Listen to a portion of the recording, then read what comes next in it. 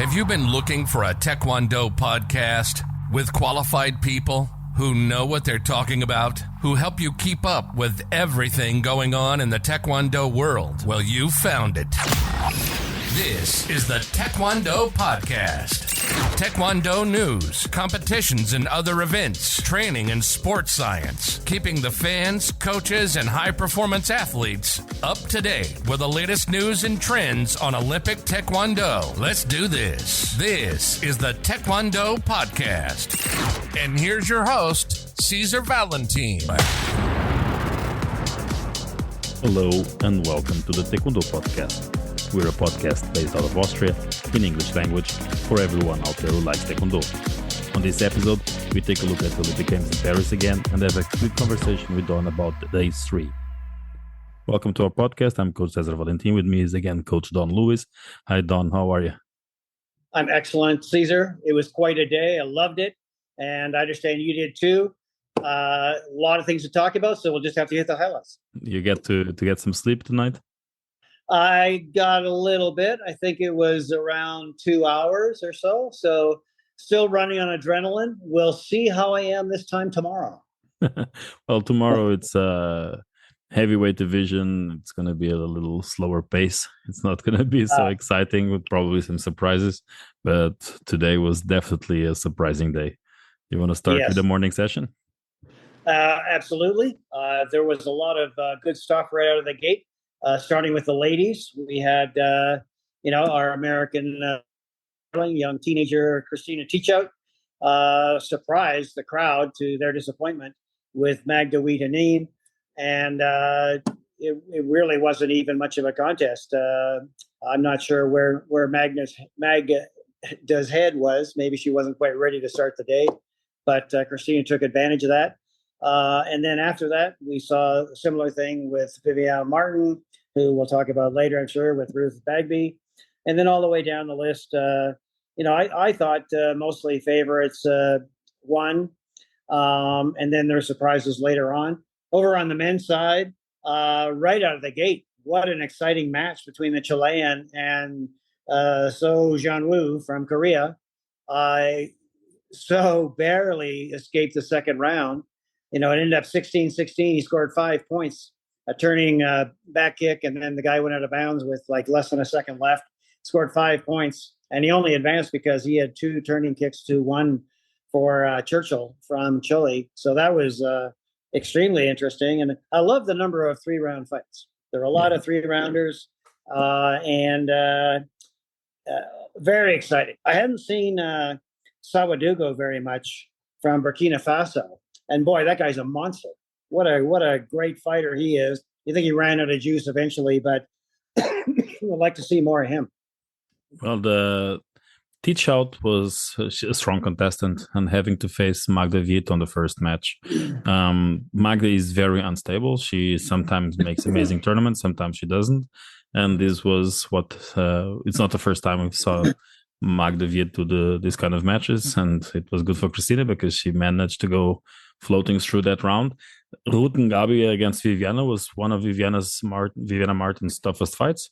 A lot of double kicks coming in from Ruth, a very tough match, very strong opponents, both of them with a very aggressive style, both of them like Ruth, especially with a very male kind of kicking with pulling double kicks. Viviana using a lot of the punches that never scored. I think the first punch scored, it was on the third female match from Cecilia Castro from Spain. All the other punches were just being ignored. And the morning session for the boys was, as you mentioned, Fazel Sawadogo, amazing, strongly contestant. He went through Stefan Takov. Easy.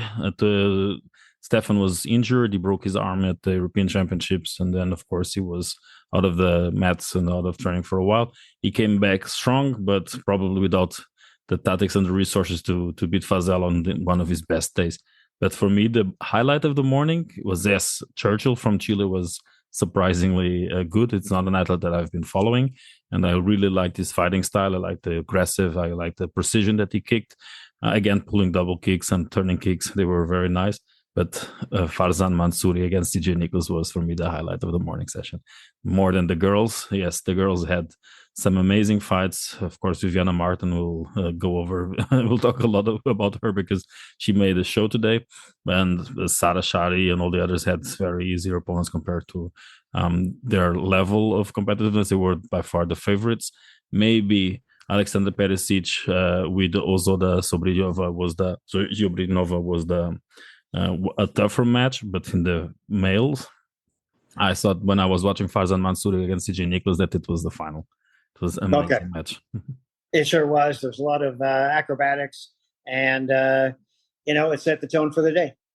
Yeah, well, Alessio was one of the favorites today, and in the quarterfinals he had to drop out. Yeah, sorry, on the semifinal, on the quarterfinals, yes. The quarterfinals, yeah, the Iranian Mehran Bakardori, very smart fighter, very cagey, very clever. He took advantage of him, and a very close fight again at the end, and could have gone either way. But I enjoyed the Iranian. I thought it was nice to have a little bit of a change up. Alessio tends to win everything he gets into, and at the end, of course, CJ's never beaten him, and we found out that again in the bronze medal match at the end. Yeah, the Bakardori was one of the cleanest Iranian fighters. He doesn't grab so much as all the other Iranians. He's very resourceful. He did an amazing match against Simon Alessio. Doing that very fast kick under the elbow in the last second. Like he was winning until the last 5 seconds. Simona came and pulled back a very nice shot, got the points back. Then in the last second, Bakardori went and hit him under the elbow. Yeah. Just for surprise of everyone, I was shocked. My jaw literally dropped, and I think most of the people watching had the same feeling. Nicholas actually against Faisal struggled. It was the first, he won about 2-0, sure, but the matches itself, it was very high paced. It was such a level. I think it was the first time I saw CJ Nicholas such early in a fight lose his gas. Yes. He lost his gas, and he was clearly surprised as well, as we were. And Mansouri really gave him a run for it.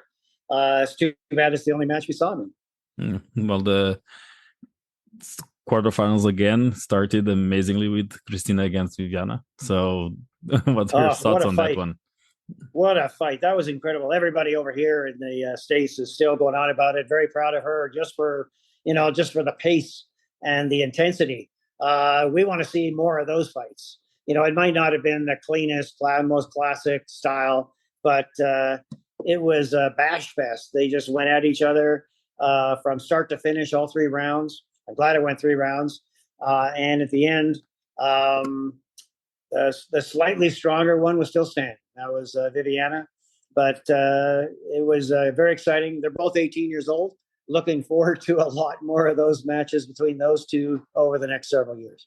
Well, it's that match was the one that gave me hope that the 67 weight division would go again, being one of the favorites weight divisions.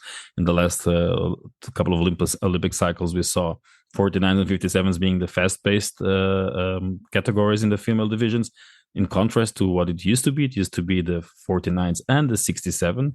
57 used to be a way more fencing, a lot more single techniques, front leg usage, and of course maybe through the KPNP system pushing for a more old style approach when it comes to the back kicks, and a lot of more exchanging on a closer distance, a lot more fights in closed stance, closed guard. It allows to have a more dynamic match. And the 67s, because of their absolute muscle, the power that they have, the fact that they don't cut so much weight as the 57s, allow them to have this kind of power driven matches. And all the bouts in 67 these today were amazing. I was thinking to myself on my way home from training, it was amazing that today and yesterday and the first day, all the Olympic matches were exciting. There were no boring matches. Yes. No, there weren't.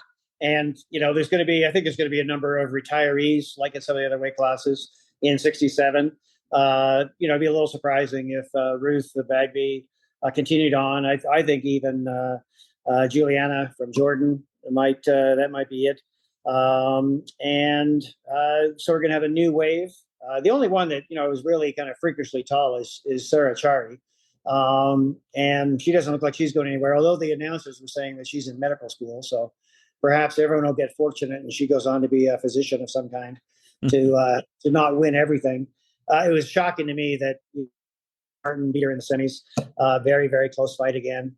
And, the jump kick to the head that sealed it. I think she did a couple of those.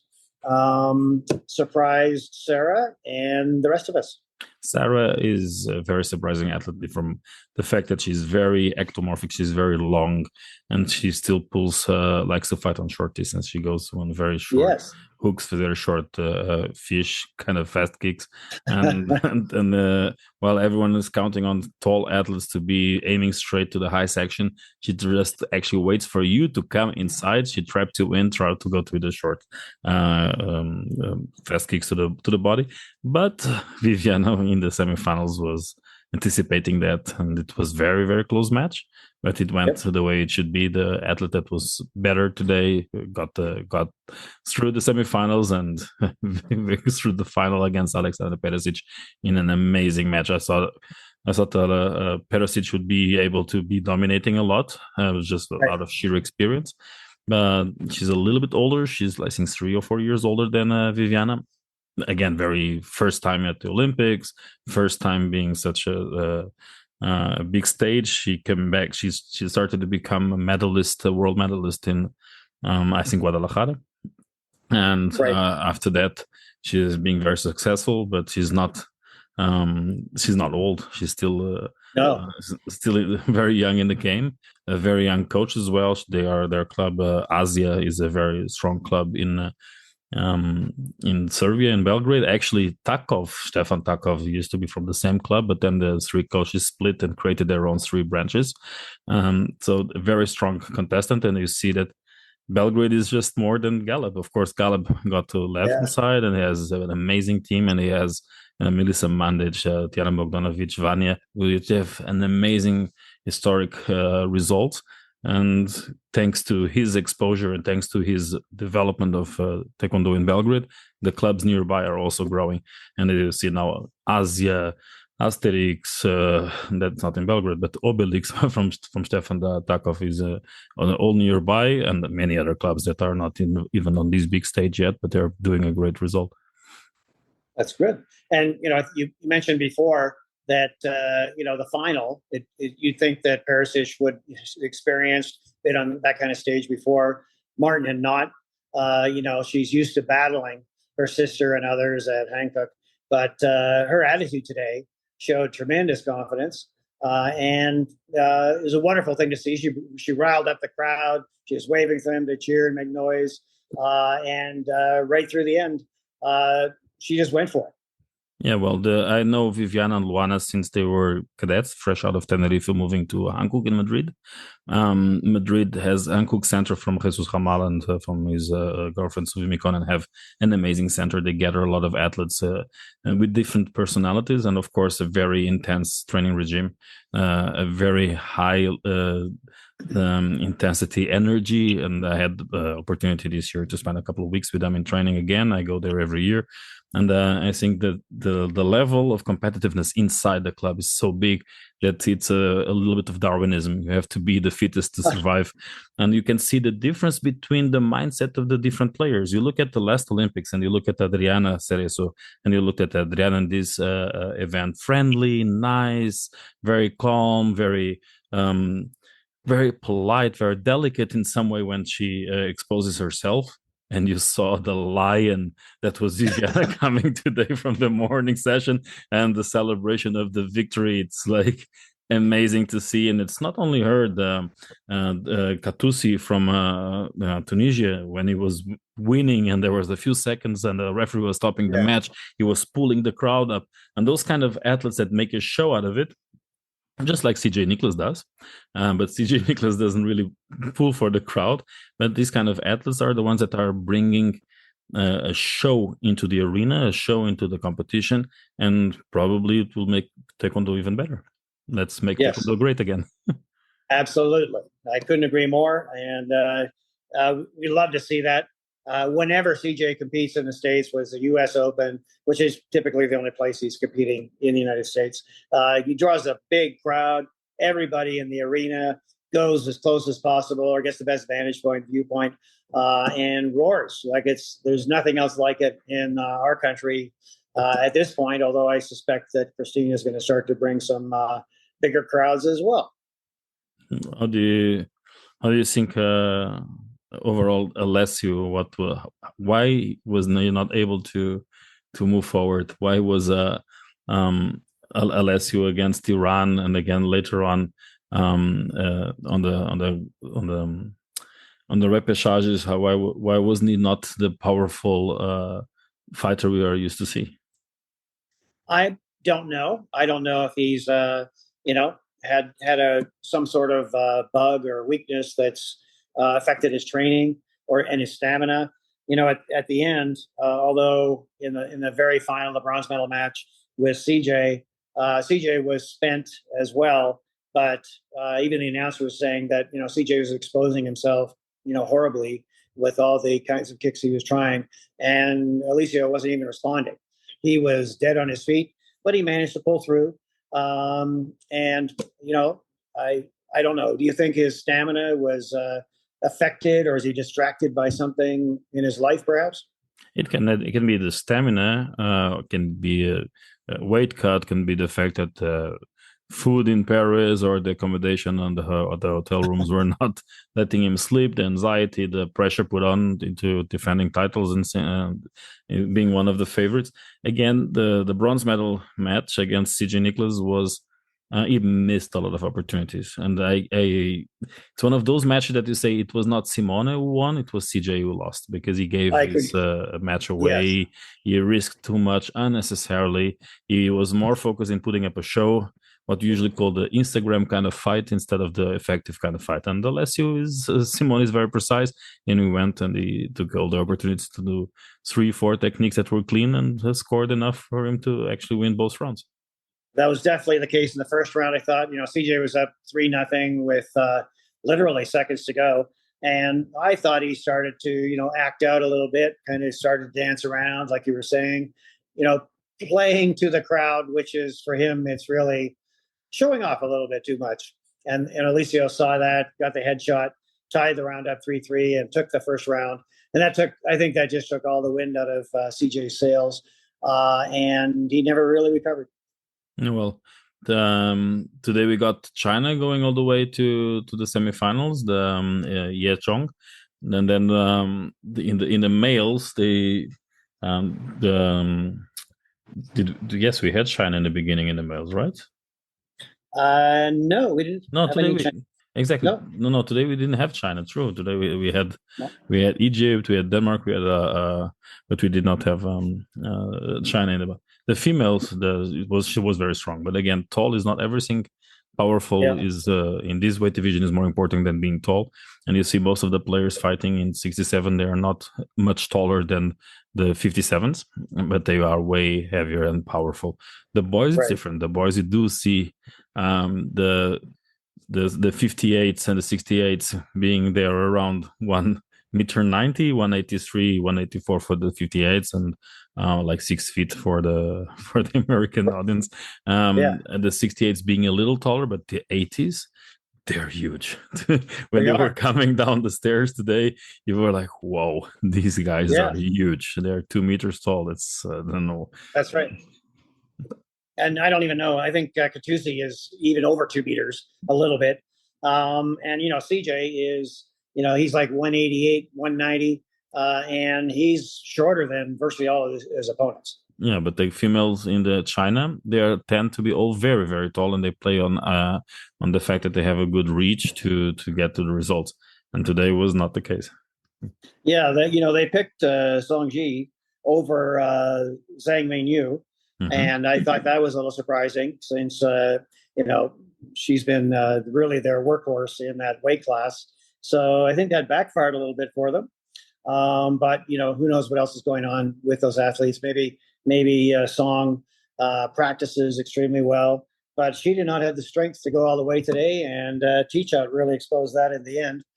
She just beat her up. Well, we will have more China again tomorrow. We will have the Zeki Zhu. So she will be competing against Austria in the first match and against either Korea or Czech on the second one, if she managed to go through Austria.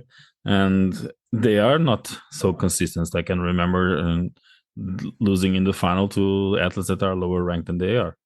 So in the some of G tournaments. So we don't know what's going on in China. I think nobody knows what's going on in China except the Chinese. But the fact that they are a very powerful nation, not only by the absurd amount of players they can bring into their programs.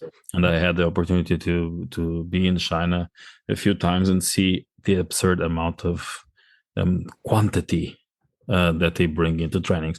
And of course, when you have those numbers, you can always select the best. And it's not so much a Darwinism like you would see in Iran or you would see in Turkey. Like the ones who survive the training camps are the ones who make it to the national team. It's a very different reality. You look at US, look at most of Pan Am region, look at Europe. You will have in each country maybe one or two good people in that weight division, and that's it. So I mean, if you're in a small center where you will have one in 58 and one in 57, you're doing everything you can and getting as many doctors and physiotherapists as possible to avoid losing the athlete because you don't have a replacement. In some countries, they have a different luxury. They have so many athletes in each weight division that they can actually go on survival of the fittest to pull them to the maximum mentally, physically. And then, of course, the results are here. When they join these competitions, they make it all the way to the medals, and that's what keeps happening with Iran. Obviously, amazing competition. Paris is being very good for Iran, very good for Korea, except for today. But you see the countries like with a big amount of athletes can have a different kind of training programs than probably you and I. Absolutely. We see nothing like that over here. And you described it perfectly well. United States it's a boutique sport still. It's not, there's not a mass of athletes, like you said, and to travel as much as you need to, your parents have to be quite well off because there's, no support from the, most of the states. California has a bit of support. Texas has a little bit. But you're basically on your own with your family until you get to the highest level nationally, and then just a few athletes get to have national support. So very different system. Yeah, in Europe is a little bit better. You will have some cities or states that will support a little bit more. Depends on funny enough, the smaller the countries, the more money you get from your local governments. The same happens with the smaller the town you are, the bigger support you will have, because if you're in a town, and I have some friends who are in town that they have soccer, because of course football is everywhere, maybe a club for basketball and a taekwondo club. So when it comes to sharing some money, it will always be between those three, soccer and football taking of course the most the biggest part of the pie.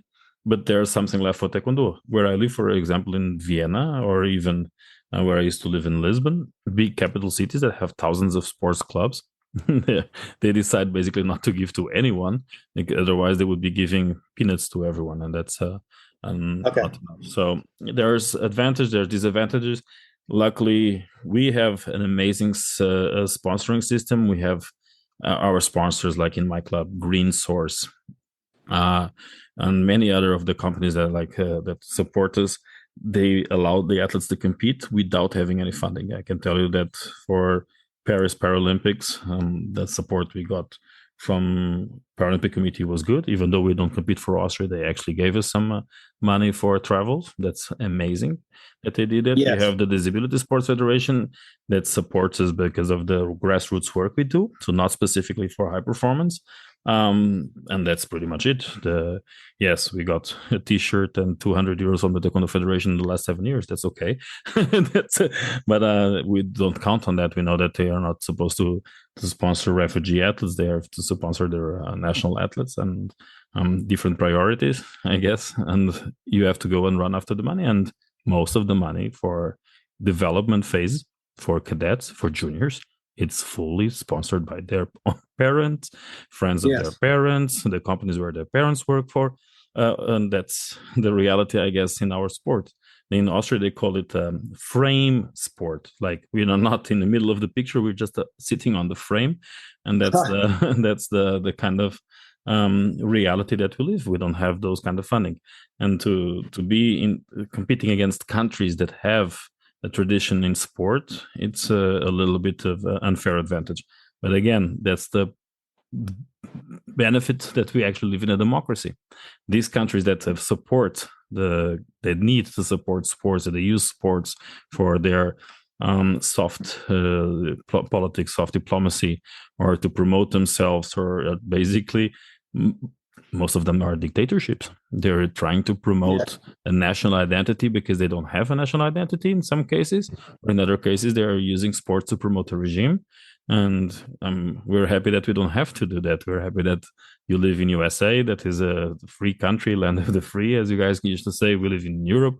We don't have to have conflicts and complex about who we are. We don't need a flag to unite the people from different regions under the same mentality or the same political idea.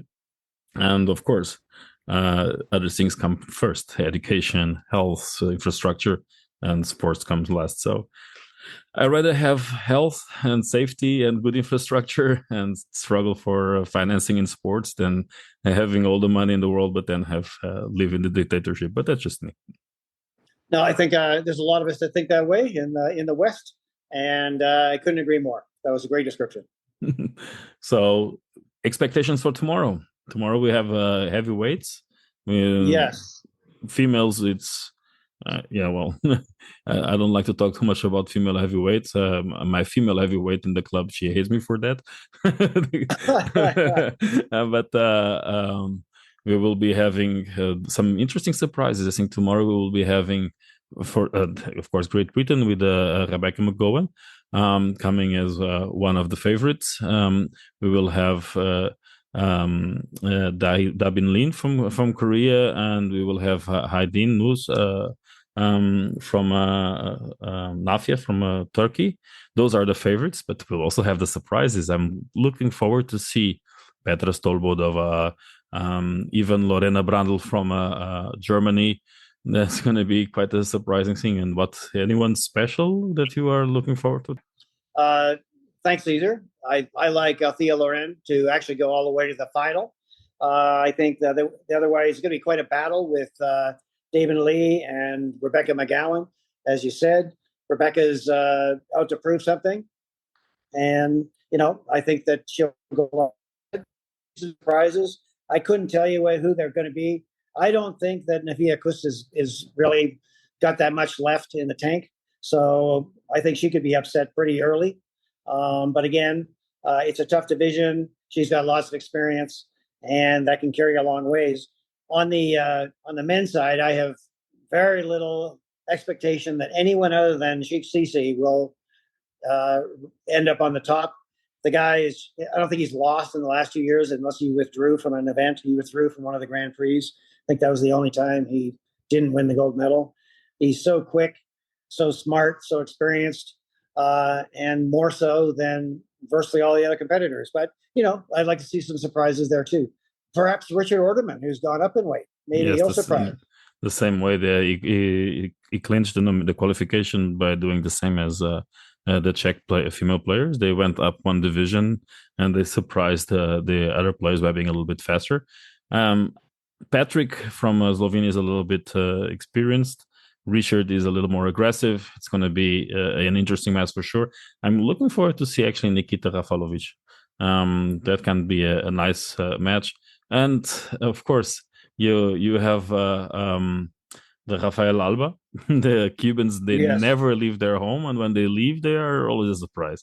And he's an old fox. He has been around for a while, so it's gonna definitely do some damage.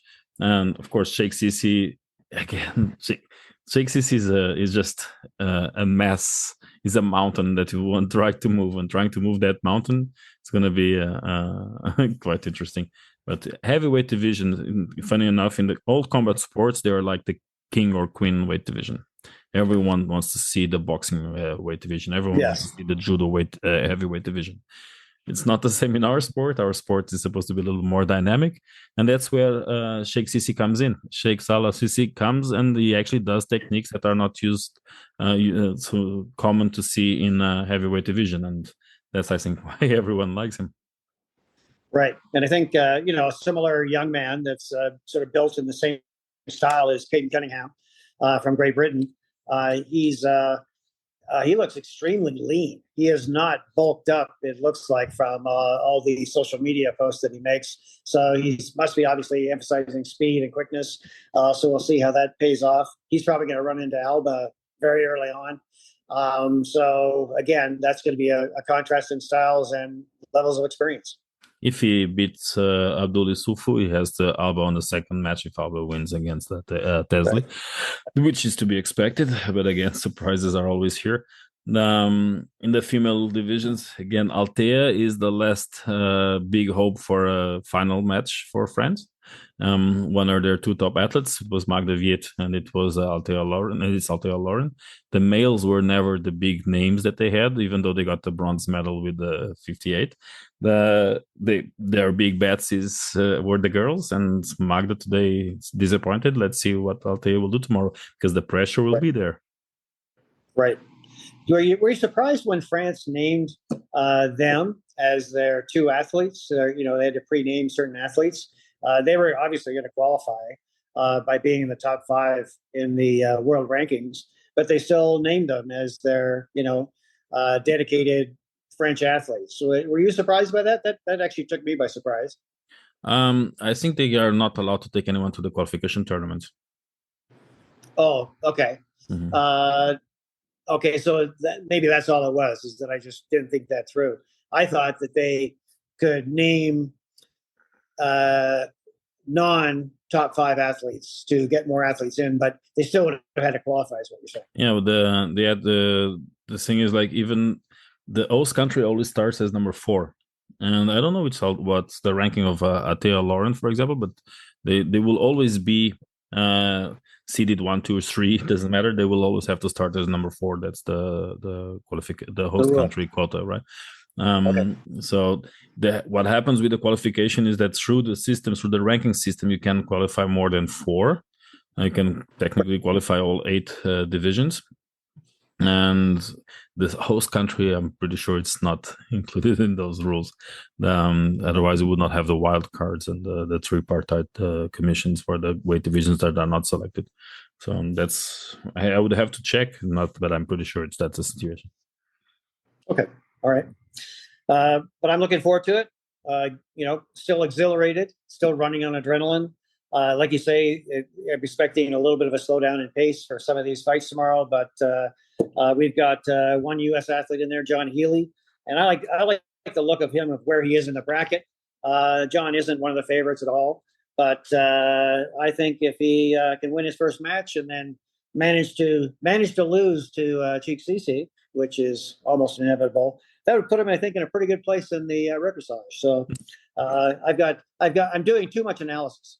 Yeah, well, tomorrow the only Austrian player is competing, so obviously I'm hosting a watch party in my center. I gather some people. We have this huge flat screen TV. We're going to be broadcasting the match. And it's one of the extra pushes for me to watch this weight division. Another one is the fact that we're doing these conversations every night and doing the podcast. It's even though I am addicted to the Olympics, I watch the matches over and over. Now I watch them with knowing the fact that I will have to meet you late at night and talk about them. And also that some of our listeners are waiting for our comments because they don't have the time to watch all the matches. And they are always listening to what we're going to say. And that's good for them. Thank you guys for listening. It's actually your support is amazing. Yes, and thanks for inviting me in. I really enjoy it, and looking forward to tomorrow. Thanks, Don, and it was a pleasure being here with you again and with everyone who is listening. This was the Taekwondo podcast. If you haven't already, listen to our other episodes that are available wherever you listen to your podcasts. We are releasing new episodes this week until the end of the Olympic Taekwondo matches, and then every Tuesday after the Paris Paralympics. Stay tuned, subscribe to the podcast, leave us a positive review, and share it with your friends. See you next time. You've been listening to the Taekwondo podcast, keeping the fans, coaches, and high-performance athletes up to date with the latest news and trends on Olympic Taekwondo. Your host, Coach César Valentim, has almost 20 years of experience with high-performance Taekwondo and has worked all around the world as a Taekwondo trainer. We hope you enjoyed the show. Make sure to like, rate, and review, and we'll be back soon. But in the meantime, find us on Instagram at Taekwondo Podcast, on Facebook at Taekwondo Cast, and the website taekwondopodcast.com. See you next time.